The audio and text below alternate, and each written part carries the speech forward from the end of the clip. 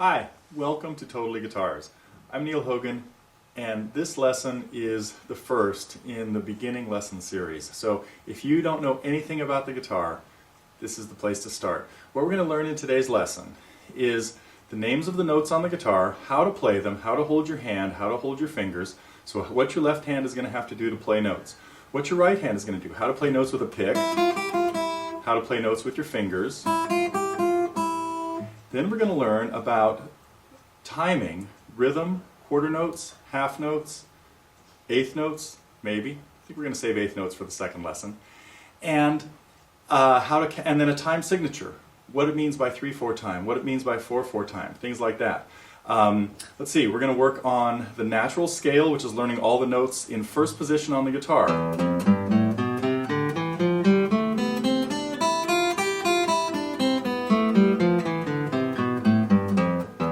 Doesn't sound exactly like a scale.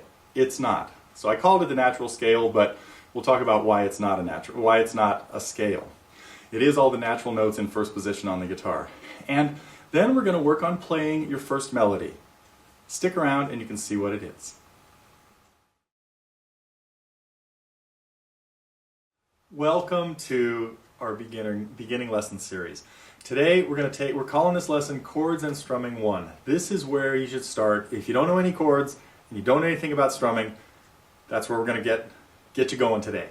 So what we're going to learn in this lesson is 4 very important chords. They're going to be G, D, A minor, and E minor. These are the first 4 chords I want people to learn, so we're going to take a look at how to play them, how to finger them, how to change from one to another, and just everything you need to know to get really good at playing G, D, A minor, and E minor. So that's going to be part of what this lesson is focused on.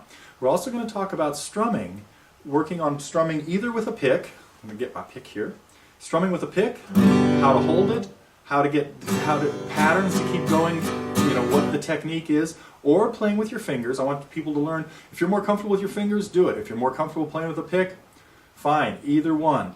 Strumming can be done either way. So this whole strumming series is really going to be designed to walk you through a series of lessons that each lesson will have a couple of new foci, and we'll be working on 1 or 2 new techniques. So we're going to learn a couple new chords in every one. So in this one, 4 chords and a very simple strumming pattern. We're going to be learning to play a pattern in 3/4 time that just consists of downs and ups, which is what every strumming pattern consists of. It's a matter of how complicated the pattern is and how many ups and downs and all that kind of stuff there are. Anyway, so in Chords and Strumming 1 here, we're going to be talking about doing a very simple strum in 3/4 time that's going to sound like this. And be able to change chords. What I'm doing right now is going back and forth between a G chord and a D chord. So this is what we're going to learn here in today's lesson. And if I played it with a pick, it'd sound like this. I'm going to play the other section of the song using the other chords. Here's A minor, to an E minor, to D. So the whole thing you have to do with your right hand is just keep the downs, ups, your hand moving at a constant speed. That's the key to strumming, and then being able to change from one chord to another with your left hand. So that's today's lesson. We're going to be working on 4 chords, 1 simple strumming pattern, and you're going to be well on your way towards learning your first song playing rhythm guitar. Welcome to Chords and Strumming 2. This is just going to be a little bit more stuff than what was in lesson 1. So hopefully in Chords and Strumming 1, you've got the hang of playing those 4 chords, G, D, E minor, and A minor, and keeping the simple strum going in 3/4 time. Because all we're going to add to that today is 1 more chord and 1 more beat. So we're going to work on playing a C chord with your left hand. So that's what we're going to add in here today, is playing C with our left hand. We're going to play all the chords with our left hand, assuming we're playing the guitar the way I am. There's some people that play it the other way. Okay. And in 3/4 time, which is what Lucky Man was in lesson 1, we are going 1, 2, and 3, and 1, 2, and 3, and. In today's song, we're going to be playing in 4/4 time. So we're going to be doing 1, 2, and 3, and 4, and 1, 2, and 3, and 4, and. So we're just going down, down, up, down, up, down, up. 1, 2, and 3, and 4, and. So we're taking the simple strum. I'm calling this the same strum. It doesn't matter if we're playing this in 3/4 time or 4/4 time. We're in 4/4 time today. In lesson 1 we were in 3/4 time, but it's the same strum. This is the simple strum. All it consists of is quarter notes and pairs of eighth notes.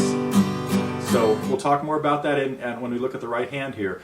But chords and strumming 2, new chord, a C chord, played with your first 3 fingers. And the strumming pattern is done in 4/4 time rather than 3/4 time. Let's start taking a look at it.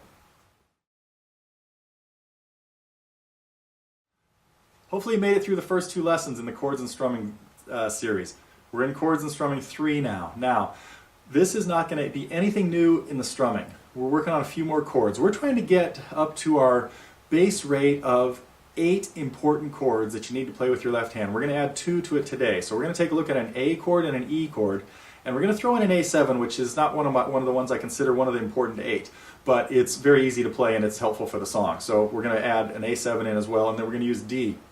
So for chords and strumming 3, we're also going to talk a little bit about another time signature. We've talked about 3/4 time in chords and strumming 1.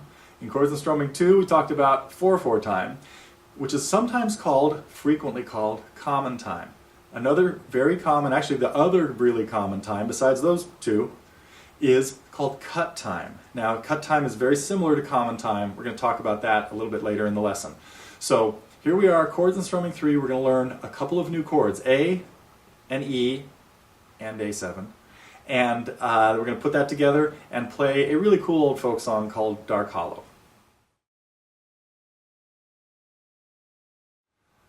We have made it to chords and strumming 4, beginning lesson number 5. By the time you get through this lesson, we're going to learn a new strumming pattern today and a couple of new chords. No, we have no new chords. We have all the chords we need. I forgot about that. But this strumming pattern that we're going to work on today, that's the focus of today's lesson, is strumming. And at this point, you'll have the 8 important chords down that I need, although I only talked about 7 of them. I'm going to leave it up in the air so you can figure out which chord I left out in these 4 lessons. But this is a really important lesson because we're going to bring in the folk strum or a syncopated strum. And with that strum, you can play thousands of songs. I'm not making this up. Thousands of songs use this strum. Now, and at least hundreds of those only use a few of the chords we've already learned. So by the time you can get through this lesson and make the changes very smoothly, you are there. You can play tons and tons of songs. So anyway, important stuff that's going to be happening in today's lesson is we're just going to be playing chords that we already know. We're going to play, what song are we playing in this one? Brown Eyed Girl. And it's got 4 chords in it, the same 4 as in Who'll Stop the Rain from a couple lessons ago. G, C, D, and E minor with this strum. So this is what we'll learn today, or however long it takes. It may not be today. You might have to work on this a little bit, depending on where you are already.